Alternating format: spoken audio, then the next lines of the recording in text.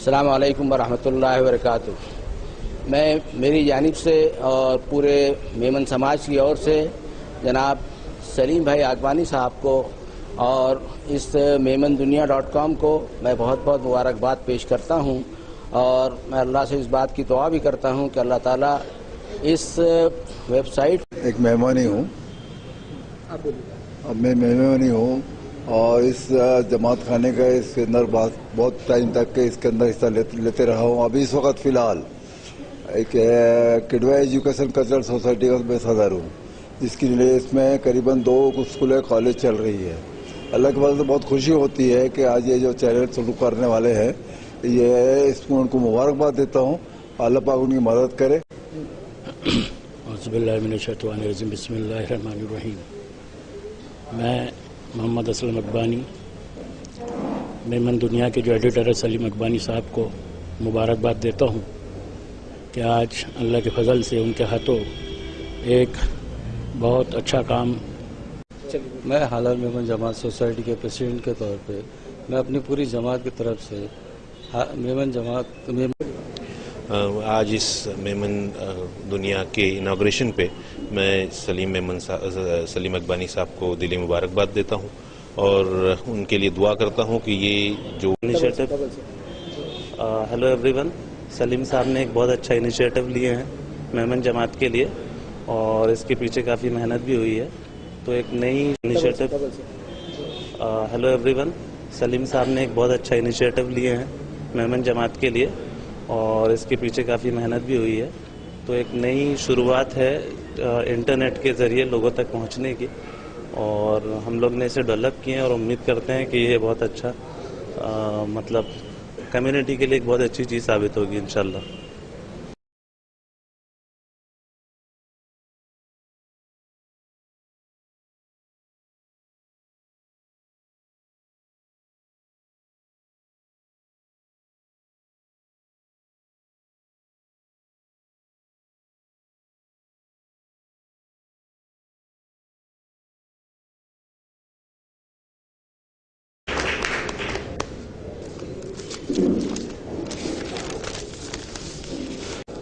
मैं सबसे पहले माजरत चाहता हूं कि मुझे आने में काफ़ी लेट हो गया। हमारे सदर में जो मेरे चाची साहब है उनका भी असर के पहले इंतकाल होने की वजह से ब्लू शॉप जो सदर में आदम सेठ है, उनके यहाँ जो अली सेठ है, उनकी मेरे चाची सास का इंतकाल होने की वजह से मैं लेट आया, इसलिए मैं माजरत चाहता हूँ। मेमन दुनिया के .com के शुभारंभ के इस प्रोग्राम में यहाँ पर मौजूद जिनके साथ में मैंने बहुत सारे उम्रे के हज के मेरे अरफात के साथी, हमारे बड़े भाई जो मेमन एक्टिविटीज़ में जिन्होंने बहुत अच्छा काम किया है। पिछली बार जिनको मैं दुबई में वर्ल्ड मेमन कॉन्फ्रेंस हुई थी मेरे ख्याल से 5 साल पहले, उसमें जिन्होंने अपना बहुत ही अच्छे तरीके से यहाँ की हिंदुस्तान की बात वहाँ रखी थी, ऐसे हमारे ऑल इंडिया मेमन जमात के और फेडरेशन के वाइस प्रेसिडेंट हाजी मेमन ऑफिसर साहब, इकबाल मेमन ऑफिसर साहब, मंच पे यहाँ पर उपस्थित हमारे दूसरे बड़े भाई जो अभी नागपुर में मेमन जमात के कोई इलेक्शन जीत के रिसेंटली आए, ऐसे हमारे अजीज तवक्कल साहब, हमारे अनवर नूरी जी, महमूद याकूब गजी साहब, मंच पे और सामने बैठे हुए सभी लोगों के मैं नाम जानता हूँ एक एक के, सभी हमारे बुजुर्ग नौजवान साथियों और दोस्तों, आज बहुत खुशी की बात है कि यहाँ पर हिंदुस्तान के दिल में, पूरे हिंदुस्तान का जहाँ दिल है नागपुर, वहाँ से memandunia.com के माध्यम से एक नया टीवी चैनल यहाँ पर शुरू हो रहा है और वैसे भी हमें मेमन लोगों को ये बरकत दिया है अल्लाह ताला ने। हम जो भी काम करेंगे उसमें हम हमेशा कामयाब रहेंगे। हमें कोई भी काम में हमें कोई हरा नहीं सकता, पीछे नहीं कर सकता। हम जहाँ पे भी नेक इरादे से, नेक नीयत से हम बिस्मिल्लाह करेंगे, वहाँ पर हमारी फतेह ही फतेह होगी। और इंशाअल्लाह आज यहाँ पर जो ये मेमन दुनिया का एक ये जो नया टीवी चैनल यहाँ पर शुरू हो रहा है, इंशाअल्लाह ये भी पूरे हिंदुस्तान में, इस सेंट्रल इंडिया में आज का जो उद्घाटन हो रहा है, ये प्रोग्राम में बहुत आगे जाएगा और बहुत कामयाबी मिलेगी। इस हिंदुस्तान की आप इतिहास भी देख लो। मुंबई का हज हाउस इकबाल भाई मेमन की शुरुआत है, जमीन ने मेमन ने दिया है। क्या नाम था उनका? उससे पहले जो साबु सिद्दीक बना हुआ है वो भी मेमन थे, साबु सिद्दीक। और जो नया हज हाउस बना है बंबई में, वो भी जो जमीन खरीदने का अमीन खंडवानी साहब, वो भी मेमन थे। और आप लोगों की दुआ से नागपुर का जो हज हाउस बना है वो भी मेमन के हाथ से ही बना है।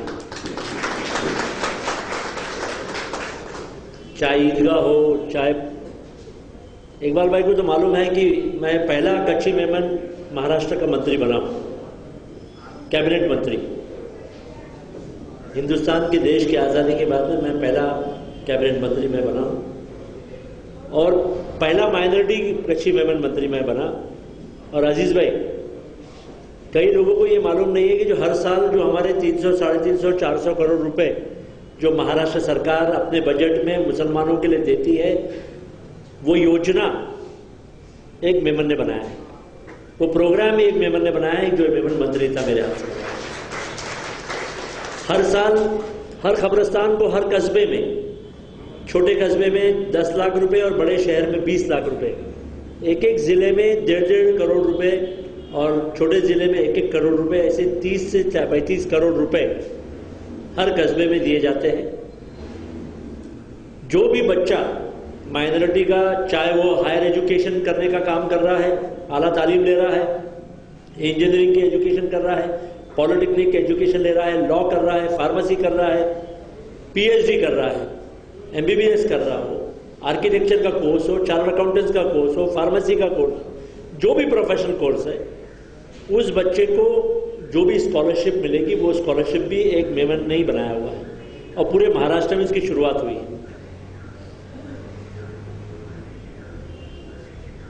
और भी जो नए प्रोग्राम्स बनाए गए हैं, पिछले दिनों में मैं 1 साल 1.5 साल उत्तराखंड में रहा, 1.5 साल में हिमाचल में रहा, 1.5 साल में मैंने वहाँ पर भी हज हाउस, कलियार शरीफ आपने नाम सुना होगा, वहाँ पे बहुत बड़ी दरगाह है, कलियार शरीफ में हमने एक वहाँ पर भी हज हाउस बनाने का काम शुरू किया है। जो महाराष्ट्र में योजना लाई हमने 4 साल पहले, वही योजना हमने उत्तराखंड के अंदर में लाया और वहाँ पर भी हमने एक नया काम शुरू किया है। आज यहाँ पर ये बताना ज़रूरी है, कई लोगों को इस बात का इल्म नहीं होगा, मुझे भी नहीं था। जब मैं पहली बार वर्ल्ड मेमन दुबई के कार्यक्रम में गया, वहाँ पर मुझे साउथ अफ्रीका के कुछ मेमन लोग मिले, इकबाल भाई अगर आपको याद होगा तो। उनका नाम मेरे कार्ड घर पे रखा है, नाम चेहरा याद है, मुंह पे नाम नहीं आ रहा है। तो उनके जो रिश्तेदार हैं, उनकी गुजरात में कोई इंडस्ट्री है और उनकी साउथ अफ्रीका में भी इंडस्ट्री है। जब पहली बार महात्मा गांधी हिंदुस्तान से वकील की हैसियत से जब वो साउथ अफ्रीका में गए, जोहान्सबर्ग, तो एक मेमन के घर में रुके और वहां पे अंग्रेजों ने उन्हें धकेल के, लात मार के ट्रेन से जब बाहर निकाल दिया और उसी मेमन ने उसे अपने घर में रखा और वहां से गांधी महात्मा गांधी बने और वहां से उन्होंने देश की आज़ादी की लड़ाई वहां से शुरू की। तो चाहे महात्मा गांधी हो, चाहे हमारे अजीज भाई हो, मतलब ऊपर से लेके नीचे तक जो भी काम हुआ है वहां पर आप इतिहास देख लीजिए, क्योंकि आपको जो दुआएं मिली है उस दुआ से आप जो भी काम करेंगे, कैसा भी काम करेंगे, आप कुछ भी कर सकते हैं। लोगों का कहना है कि अनीस अहमद जो है वो बिजनेस भी करता है, उसके कॉलेजेस है। बोला मेरे खून में तो बिजनेस है ही, पॉलिटिक्स बाद में, पहला बिजनेस, मैं बिजनेसमैन हूं। चाहे मेरे जो भी कॉलेजेस हो, मेरे खून में अजीज भाई बिजनेस है, मैं बिजनेस कर रहा हूं और एक बिजनेसमैन हूं और बिजनेस करते रहूंगा। राजनीति मेरी साइड में है। ये बात अलग है कि मैं 25 साल की उम्र में एमएलए का इलेक्शन लड़ लिया, 30 साल की उम्र में राज्य मंत्री बन गया, 35 साल की उम्र में कैबिनेट मंत्री बन गया, 40 साल की उम्र में सोनिया गांधी का एआईसी सेक्रेटरी बन गया। अजीज भाई तो पहले इलेक्शन में मेरे सामने खड़े थे। फिर अजीज भाई के बड़े भाई गफ्फार भाई, उनको समझाकर, वो सिंबल मुझे याद है, उगता सूरज, तो फिर गफ्फार भाई ने बिठाया, अजीज भाई को समझाया कि 2 खड़े हो जाएंगे, तीसरा चुन के आ जाएगा। तो मैं गफ्फार भाई का बहुत एहसानमंद हूं कि उन्होंने मुझे मदद की है। हम भूल नहीं सकते, हमारी एक नागपुर की एक ऐसी शख्सियत मौलाना अब्दुल करीम पारेख साहब, जिनको पूरे नागपुर में नहीं बल्कि पूरी दुनिया में, पूरे हिंदुस्तान में नहीं बल्कि पूरी दुनिया में, जिनकी दुआओं से हमने बहुत गाइडेंस उनसे लेकर अच्छा काम किया है हमने, जिन्होंने जिस तरीके से उन्होंने जो डायरेक्शन दिए, चाहे हमारे आज के जो मंत्री है केंद्र के रहमान खान साहब हो गया, चाहे जाफर शरीफ साहब हो, चाहे सोनिया गांधी हो, चाहे कोई भी हो, उनकी हयाती में उनको बुलाकर उनसे राय मशवरा करके उनका गाइडेंस लेके अपनी पार्टी की योजना स्कीम बनाकर काम करने का काम हमारी सोनिया गांधी ने भी किया है, हमारे जाफर शरीफ साहब ने भी किया, रहमान खान साहब ने भी किया है, जिनको पद्म भूषण सबसे बड़ा, हिंदुस्तान का सबसे बड़ा अवार्ड दिया गया है। तो जो हमारे घर में रहता है, हम उसकी घर की मुर्गी दाल बराबर। इकबाल भाई, मैं जानता हूं मौलाना अब्दुल करीम पारेख साहब के नागपुर के लोगों के अंदर में वो जज्बात, वो ये नहीं थी कदर, लेकिन पूरी दुनिया में, मैंने दिल्ली में, शायद दुनिया में, सऊदी में, वहां के किंग उनको स्पेशल इन्विटेशन देते थे। जैसे कि अनीस अहमद की कोई कदर नहीं है, अजीज भाई की कोई तरह, क्योंकि हम राजनीति लोग हैं, लोग हमको अलग एंगल से देखते हैं। इकबाल भाई घड़ी देख रहे हैं, बार बार उनकी ट्रेन है, इसलिए मैं बहुत लंबा बोल सकता हूं। अभी फ्री भी हूं थोड़े दिन अभी, लेकिन मैं तो 1 घंटा बोल सकता हूं, लेकिन मैं और कोई मौके पे बोलूंगा। आज मेमनदुनिया.com का उद्घाटन है, मैंने सिर्फ 5 मिनट में हारून भाई, मैं सिर्फ 5 ही मिनट बोलने का वादा किया था, इससे 5 ही मिनट बोलूंगा। मुझे भी आज बहुत सारे संदर्भों में जाना है, बाबा का जन्मदिन है, हर वार्ड में आज केक कट रहा है, प्रोग्राम में जाना है, हम लोग के पॉलिटिकल प्रोग्राम से, इसलिए मैं अपनी तरफ से आज के मेमनदुनिया.com का उद्घाटन हुआ ऐसा जाहिर करता हूं। हमारे जिन लोगों ने ये भी कदम कोई मामूली नहीं है, कोई टीवी चैनल चालू नहीं करता, कोई हिम्मत नहीं करता। मुझे 10 साल 15 साल पहले मुझे ऑफर आया था कि आप नागपुर सिटी केबल जो है, इन केबल, वो पूरा ले लो नागपुर शहर का,